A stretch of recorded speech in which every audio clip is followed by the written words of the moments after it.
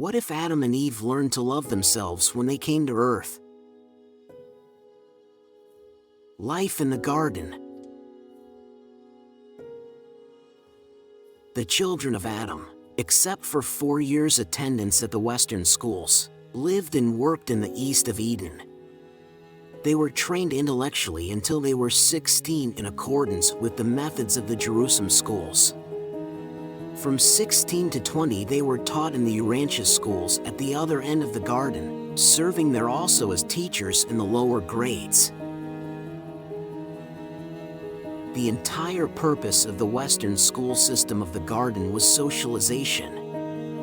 The forenoon periods of recess were devoted to practical horticulture and agriculture, the afternoon periods to competitive play.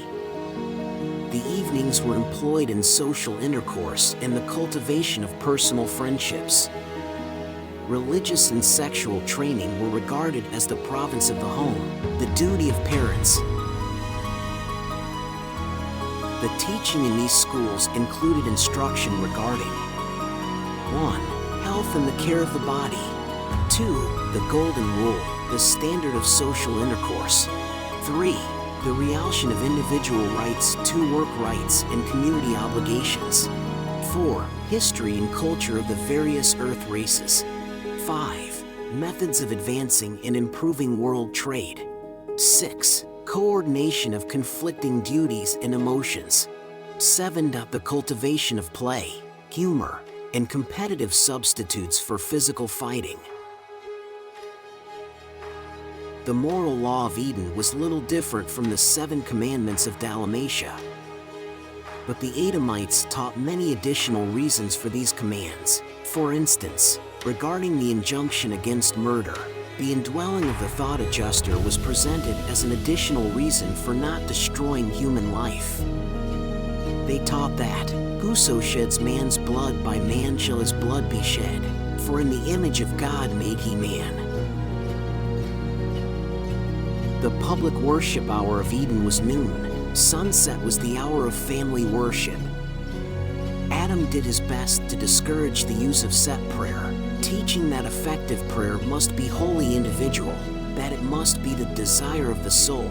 But the Edenites continued to use the prayers and forms handed down from the times of Dalmatia.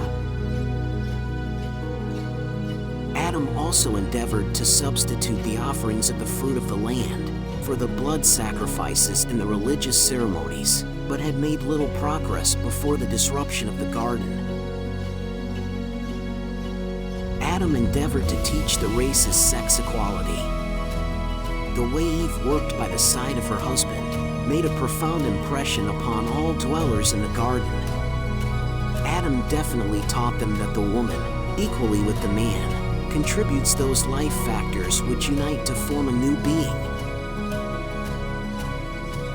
Theretofore, mankind had presumed that all procreation resided in the loins of the father. They had looked upon the mother as being merely a provision for nurturing the unborn and nursing the newborn. Adam taught his contemporaries all they could comprehend, but that was not very much, comparatively speaking. Nevertheless, the more intelligent of the races of Earth looked forward eagerly to the time when they would be permitted to intermarry with the superior children of the violet race. And what a different world Urantia would have become if this great plan of uplifting the races had been carried out. Even as it was, tremendous gains resulted from the small amount of the blood of this imported race, which the evolutionary peoples incidentally secured. And thus did Adam work for the welfare and uplift of the world of his sojourn. But it was a difficult task to lead these mixed and mongrel peoples in the better way. I appreciate you watching my videos. Don't forget to like and subscribe. My next video will include Adam and Eve Part 5, The Legend of Creation, from the Book of Urantia.